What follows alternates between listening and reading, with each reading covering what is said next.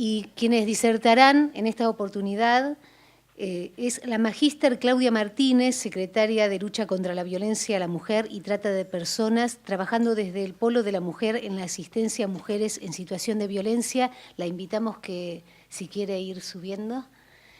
Es periodista y locutora nacional. En el 2011 hizo un máster en acción política, posgrado de la Universidad Francisco de Vitoria, Universidad Rey Juan Carlos y el Ilustre Colegio de Abogados de Madrid.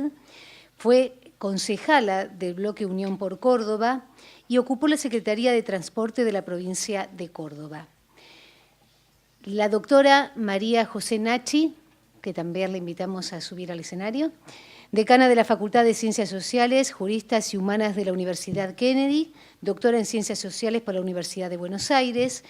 Su tesis doctoral, realizada con beca de CONICET, ha sido calificada como summa cum laude. Es licenciada y profesora de Sociología por la UBA, docente, investigadora y consultora, ha dictado clases en varias universidades, publicado diversos artículos y capítulos de libros a nivel nacional e internacional. Ha sido integrante del Observatorio Social de América Latina del Consejo Latinoamericano de Ciencias Sociales. Ha participado y dirigido proyectos de investigación e intervención social en instituciones universitarias y ONGs. Se ha desempeñado como asesora en áreas legislativas y de control en ámbitos estatales y participa activamente de congresos internacionales como ALAS y LASA. Es autora del libro En búsqueda de la tierra sin mal, trayectorias políticas productivas de un movimiento social en América Latina, publicado recientemente por Editorial Biblos. Y la coordinadora, nuevamente, es la moderadora, la magíster Agustina Hilari Bonfico. ¿Qué tal? Buenas tardes a todas, a todos. Muchísimas gracias, Carlos Hilari, por la invitación. Y realmente celebro y me siento muy orgullosa de esta casa porque está generando un espacio que permite reflexionar sobre problemáticas actuales y evidentemente problemáticas de las que nos tenemos que ocupar todos, no solo los funcionarios públicos o los gobiernos, sino que son de interés de toda la comunidad. Bueno, después de escuchar a las dos maestras es muy difícil seguir, ¿no? Pero bueno, vamos a intentar seguir acompañándolos con estas reflexiones. Y bueno, y vamos a apuntar al tema de la violencia, como decía Raquel, ¿no? Se habla mucho de la violencia en general y en esto vamos a particularizar en la violencia hacia las mujeres o en las violencias, porque no hay una sola, hay muchos tipos de violencias. Y me voy a parar así. Va a ser muy difícil coordinar el tema del PowerPoint porque siempre lo hago con una persona que me acompaña y ustedes no tienen idea, pero pasen si quieren. Porque esto es tipo ir pasando revistas, así que vamos a la próxima. Ir pasando revista a lo que venimos haciendo. Y realmente quiero decir que siento un gran orgullo de ser funcionaria y pertenecer a este gobierno que viene trabajando con una política de Estado, con una mirada y una perspectiva de derechos humanos, tanto en lo que es niñez y adolescencia como con respecto al tema de la violencia hacia las mujeres. Y tiene que ver con una continuidad en la gestión y por eso lo digo con mucha humildad. Córdoba se destaca en esta materia porque fuimos pioneros en una ley provincial, hemos trabajado con mucho esmero y con mucho recurso para lograr luchar contra este flagelo. Y si bien las cifras a veces no ayudan, ni son un termómetro para medir la violencia, sí podemos mostrar cifras de lo que sí hacemos y creo que eso es lo que vale. Y no solo se puede hablar de mujeres muertas, sino que tenemos que hablar de mujeres asistidas, mujeres que denuncian y las mujeres que también se salvan, porque si no es como que no tiene solución. Incluso desde lo conceptual, cuando hablamos de violencia hacia las mujeres, depende la mirada, ¿no? Algunos dicen que es una cuestión de salud pública. Y hasta el momento todos los enfoques, o la mayoría de estos enfoques, tenían que ver con ponerle a la mujer en tratamiento. Entonces, como que tenía algún tipo de patología, sobre todo mental, y esta mujer debía ser tratada para salir del círculo de la violencia. Y bueno, en esta gestión nos hemos animado a interpelar este tipo de modelos y a plantearnos otros modelos que también funcionan y que necesitamos tener una mirada mucho más integral. Y por eso decimos que tenemos un modelo de gestión que tiene que ver con un espacio y con cuestiones conceptuales, como ser, integrar en un mismo lugar el espacio de la denuncia, de la asistencia y de la protección a la mujer y a sus hijos. Cuando hablamos de violencia hacia la mujer, desde el marco ideológico nuestro, que también es desde el peronismo, cuando hablamos de una mujer, no hablamos de ella sola, hablamos de ella, de sus hijos, de su entorno, de sus afectos. Ella es un conjunto de cosas, no es solamente un individuo. Pasamos a la próxima. Y en este modelo hemos integrado, y decimos, ¿por qué lo vemos como un modelo de gestión? Porque estamos rompiendo con esto que la mujer ande deambulando por un montón de lugares, en un lugar para hacer la denuncia, en otro para ser asistida, en otro para refugiarse. Y en ese derrotero de andares, esta mujer termina desistiendo, porque además de la violencia que recibió en su hogar o en otros ámbitos, después recibe la violencia institucional, que es mucho más cruel, porque decimos que ayudamos y en realidad estamos expulsando o despachando mujeres para decir que de alguna manera le dimos una solución. Y en esta complejidad del tema tenemos que ver todas estas aristas, y también si decimos que es una cuestión cultural, cuando decimos que es una cuestión cultural parece, bueno, total es cultural, esto no va a cambiar. Y es todo lo contrario precisamente. Es penetrar en este esquema tan profundo de una cultura de miles de años, que es tan histórica como la historia misma de la humanidad, y que en los últimos años, puedo decir en los últimos 50 o 60 años, el mundo recién se animó a ponerle nombre y apellido a esto que padecen las mujeres. Entonces, la violencia lleva muchísima ventaja con respecto a todos estos programas y a todo este trabajo que se viene haciendo para tratar de erradicarla. Y si decimos que es una cuestión cultural, también debemos pensar que el Estado o el gobierno o las estructuras públicas no son suficientes. Necesitamos que toda una comunidad se movilice para poder hacer este tipo de cambios. Y ahí vemos que no podemos hablar o tener un programa modelo para todas las mujeres o para todas las violencias. Hay distintas mujeres, hay distintas realidades y hay un modelo de intervención por cada una de estas mujeres, porque no es lo mismo lo que le pasa a una mujer de la ciudad, de un espacio urbano, que aquella que vive en las zonas rurales o en zonas urbanos marginales, y ahí sí podemos igualar porque están lejos de absolutamente todo.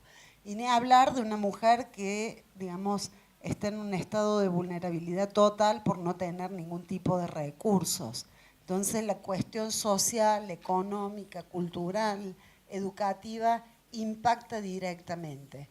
Y en el tema de las desigualdades, la violencia, digamos, se aprovecha también de estas distintas situaciones. Bueno, todo esto es lo que hemos inaugurado en esta gestión que hemos dado en llamar el Polo Integral de la Mujer, con los distintos servicios y todos concentrados en un mismo espacio, con, evidentemente, cuando ustedes ven esto, hay muchísimo recurso puesto para erradicar la violencia hacia las mujeres.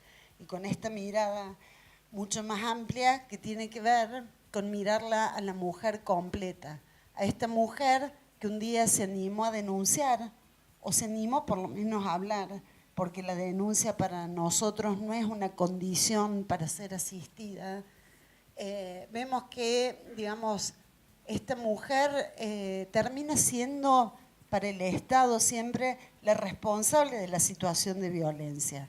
Ella es la que tiene que denunciar, es la que tiene que escaparse, la que tiene que cargar a los chicos, la que tiene que pensar cómo va a hacer para mantenerlos, la que tiene que ir a poner la cara ante la policía que no le cree, ante la justicia que es lenta, ante un equipo de profesionales que no entienden que ella quiere salir rápido porque no le queda otra. No puede pasarse 2 o 3 años haciendo análisis y terapia de ver qué le pasó con todos sus antecesores. Necesita resolverlo en este momento, aquí y ahora. Entonces, en este modelo de gestión estamos trabajando también. Esa es la cantidad de mujeres que han asistido desde marzo a la fecha al Polo de la Mujer. O sea, vemos que la demanda crece y no creo que sea que hay más violencia. O sea, hoy tienen un lugar a donde ir. Y son muchas más las mujeres que no piden ayuda que las que le piden. Entonces les decía, en esta mirada más amplia, sacándole la total responsabilidad a la mujer, tenemos que ver que en esta situación de violencia hay otro protagonista que siempre estuvo como invisibilizado y que es el agresor, que por lo general es un varón.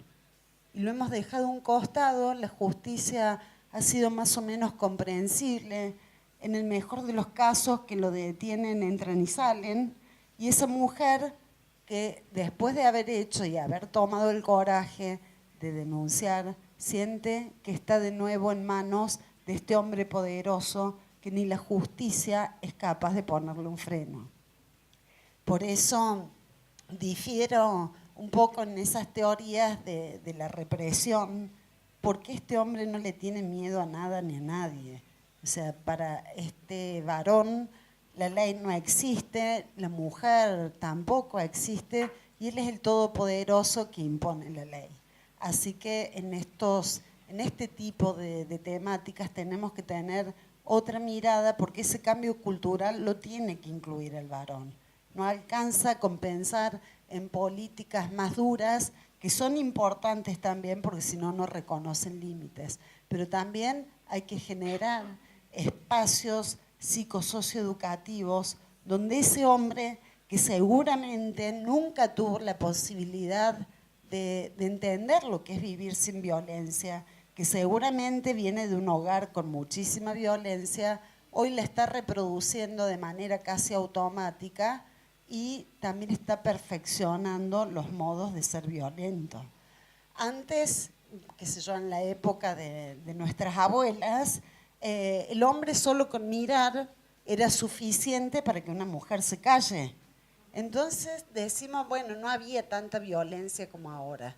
No, el temor era mucho más grande y el modelo patriarcal era súper respetado porque no existía en la cabeza de ninguna mujer mirarlo a los ojos, decirle que no o animarse a salir a la calle sin pedirle permiso.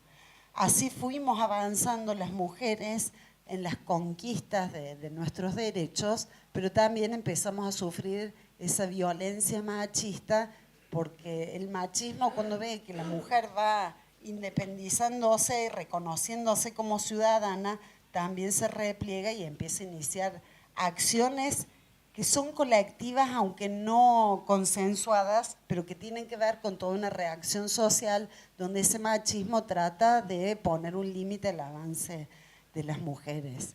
Y hoy vemos, sin prestarnos a ningún tipo de morbo, cómo son las manifestaciones de la violencia. Y este es el lugar, como decimos con Raquel, estamos en la trinchera, vivimos cara a cara todos los días y las noches, y las cuento porque digo, de noche se vuelve fatal y los fines de semana también. Vivimos cara a cara con la muerte y donde uno no sabe por dónde va a aparecer, porque esto tiene que ver con ámbitos privados y muy íntimos, donde a veces en una misma familia, como relataban, no tienen idea qué es lo que pasa en el cuarto del lado, o no lo quieren mirar, o no lo quieren denunciar. Y también hay toda una hipocresía social, donde salimos a las calles, miles de personas, con ni una menos, y un montón de organizaciones y personas que ese día deciden salir a marchar, Y yo veo a veces las notas en la televisión y dicen, sí, porque yo escucho a una vecina, porque yo sé, porque... Digo, ¿y quién se acercó a esa mujer a darle una mano? Entonces, en lo colectivo estamos todos juntos y en ese mano a mano a veces no nos animamos a dar un solo paso, que es preguntar si necesita ayuda. Y por ahí, hablando con algunas mujeres, nos expresan que la mayor violencia que sienten es que todo el mundo sabe lo que les pasa y nadie les pregunta.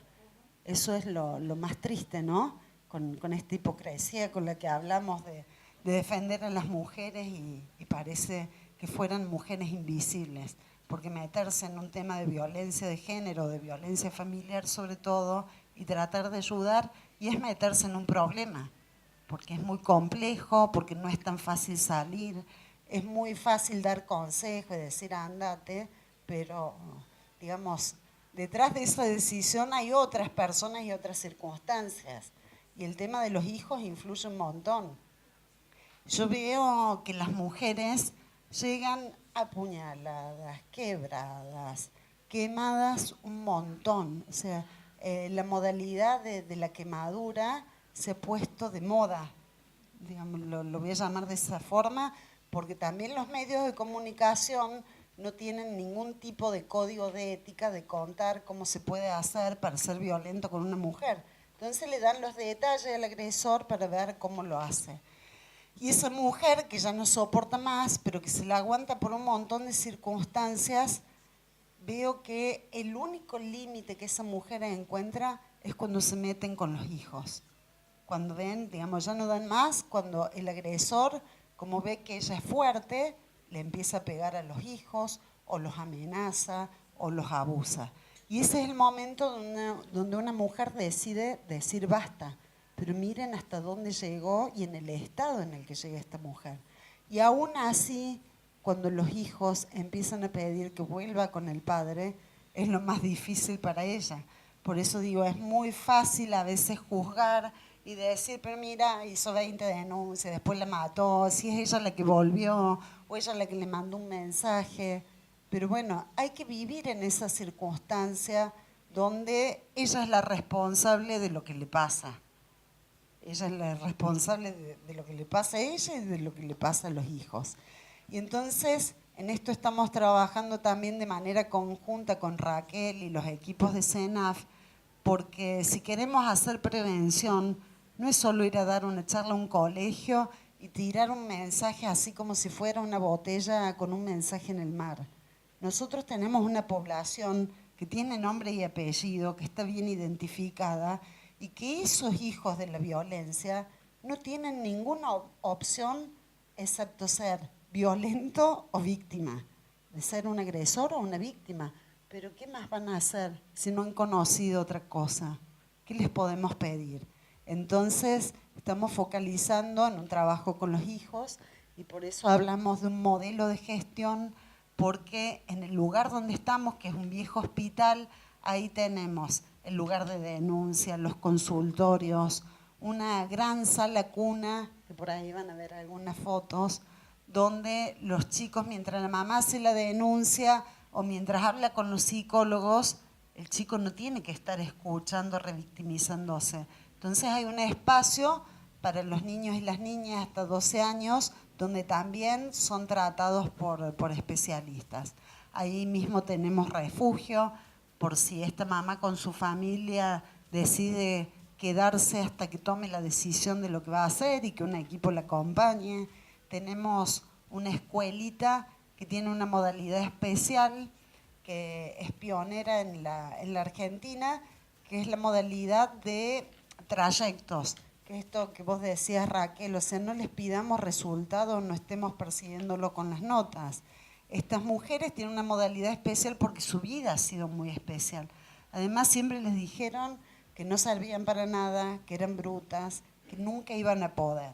Entonces, este es el espacio donde ellas sí pueden y tienen un entusiasmo y me llaman la atención porque son muy estimuladas, pero la verdad todas tienen 9 y 10 y no es solo por el estímulo.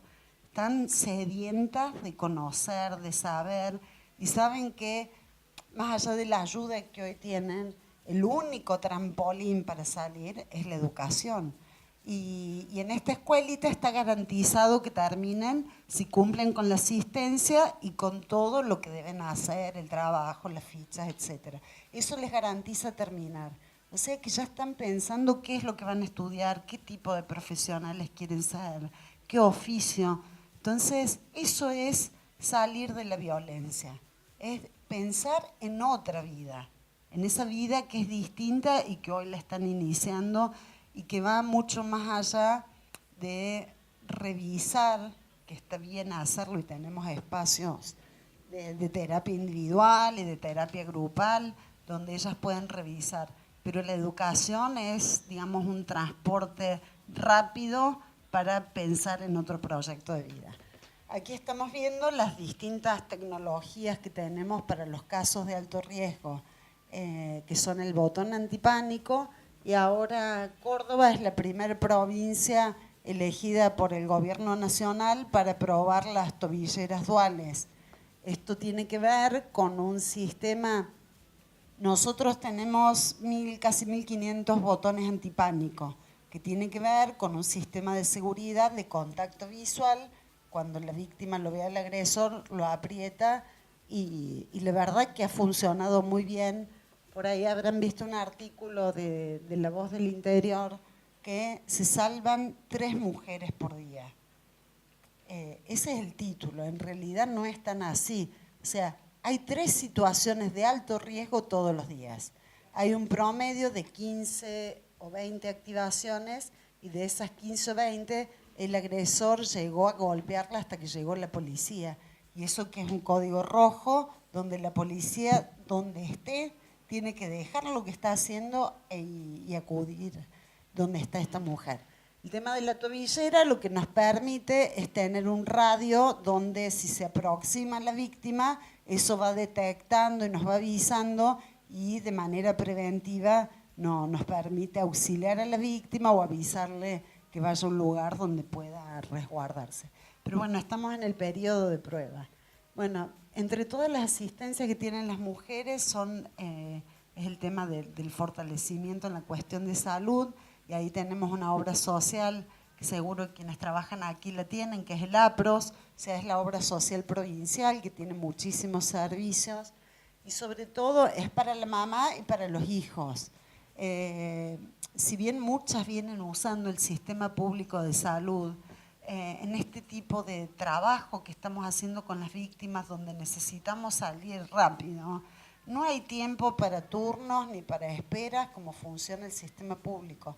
Es aquí, ahora, y la verdad que van a las mejores clínicas privadas y aquellas que tienen algún trastorno psiquiátrico o que tienen problemas de consumos de drogas, van a las mejores clínicas como una persona con muchísimos recursos. Entonces, sienten la presencia y el cuidado del Estado y eso también las anima y las ayuda.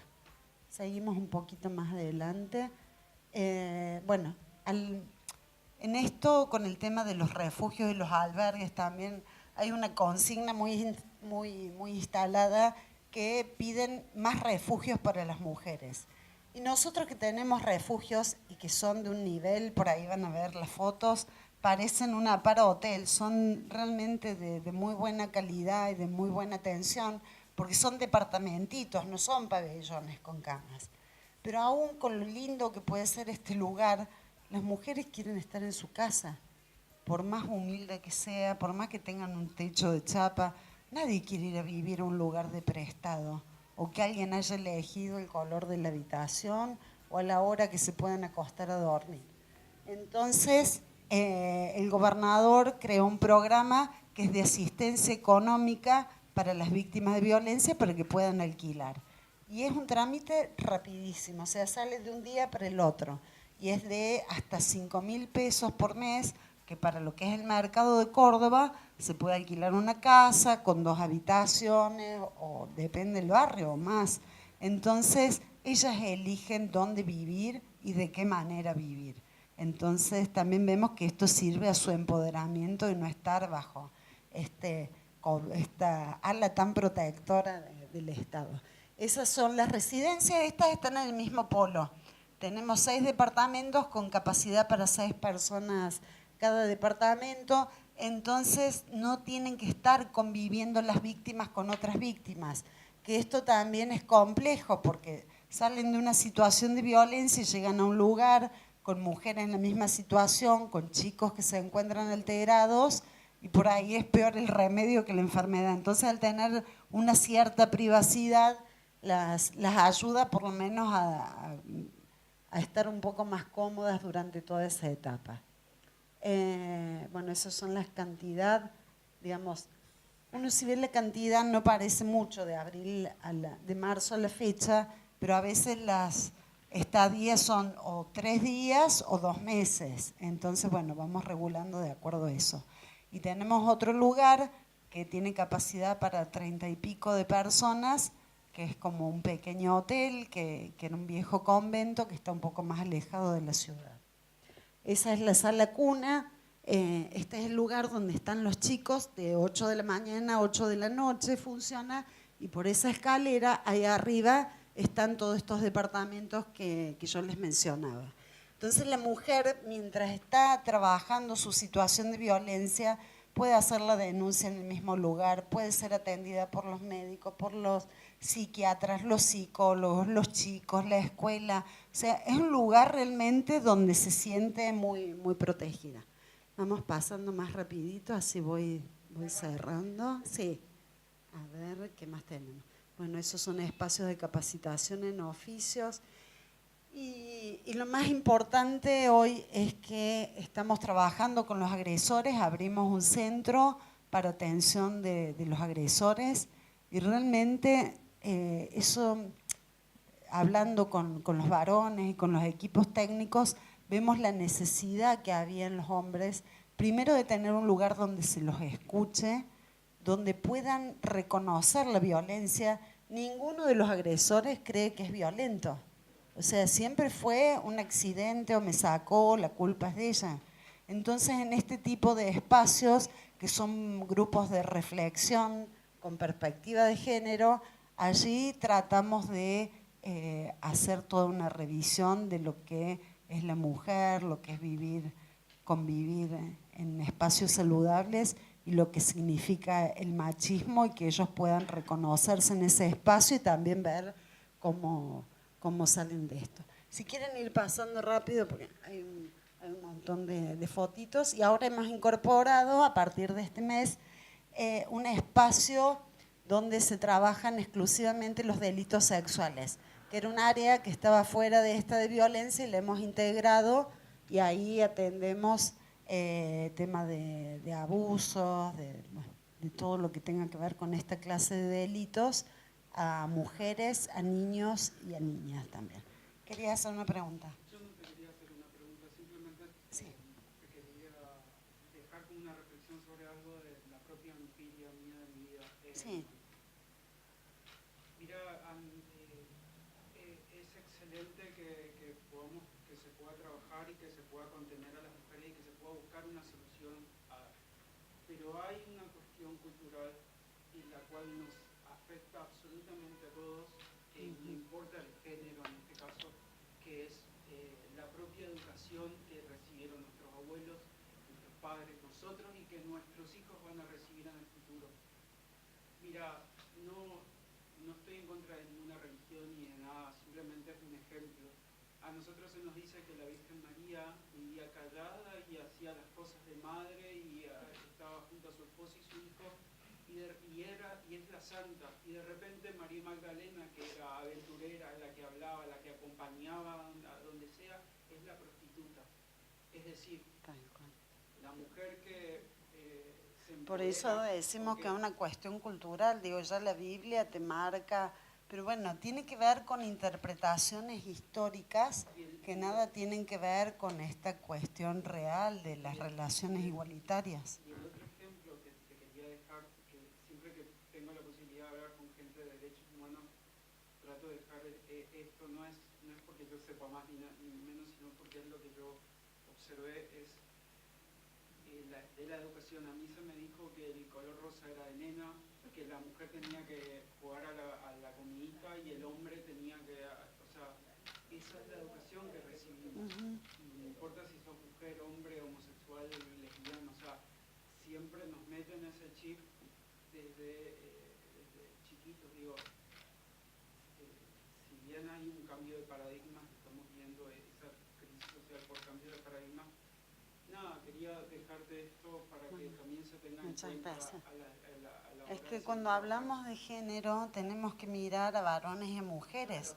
Y la verdad que, digamos, la violencia de género tiene que ver en cómo formamos a esta mujer y cómo hemos formado a este varón, que se ha perdido un montón de cosas porque alguien le dijo que no podía llorar, que no podía ser cariñoso, que tenía que ser fuerte, que cuanto más agresivo, más hombre iba a ser, que, digamos, no podía mostrar ningún tipo de emoción que tuviera que ver con el amor. Entonces, no es que le echamos la culpa a los hombres, es que estos hombres también están atravesados por la cultura y que evidentemente hoy la sociedad va mucho más rápido también, gracias a Dios. Más allá de los medios de comunicación, porque hablamos no de la violencia, de los medios, tampoco la sociedad y la humanidad es estúpida. O sea, tenemos mecanismos para defendernos. Hoy vos ves las nenas juegan al fútbol con una naturalidad, ¿no? Y antes le decían machonas. Ellas quieren disfrutar como los varones. O sea, ¿cuál es la diferencia entre un varón y una mujer si los dos disfrutan del mismo modo? Por eso yo digo, somos mucho más inteligentes que a veces que lo que algún poder de la globalización ha determinado que nosotros seamos medios estúpidos para algunas cosas. También tenemos nuestros mecanismos de defensa y también tenemos una sociedad que piensa y que reacciona. Y que creo también que como argentinos, y yo me saco este orgullo cordobés, vieron que somos re orgullosos los cordobeses, siempre en todo decimos que somos muy buenos, pero también como argentinos tenemos una historia muy particular, o sea, tenemos el voto femenino, tenemos un montón de conquistas sociales y políticas para las mujeres, tenemos las madres de Plaza de Mayo, no es poca cosa, o sea, en el mundo miró a estas mujeres valientes que tuvieron una voz y que tuvieron una presencia en los momentos más difíciles de la historia. Y hoy, volviendo a esto de Ni Una Menos, también hay muchas mujeres que se movilizan, pero hoy nos animamos a compartir ese lugar también con los varones. Y creo que ese es el camino. Cuando mujeres y varones nos demos cuenta que la solución no es ni del Estado ni la responsabilidad de las mujeres, sino de la sociedad en su conjunto. Bueno, muchísimas gracias y quedo a disposición de ustedes.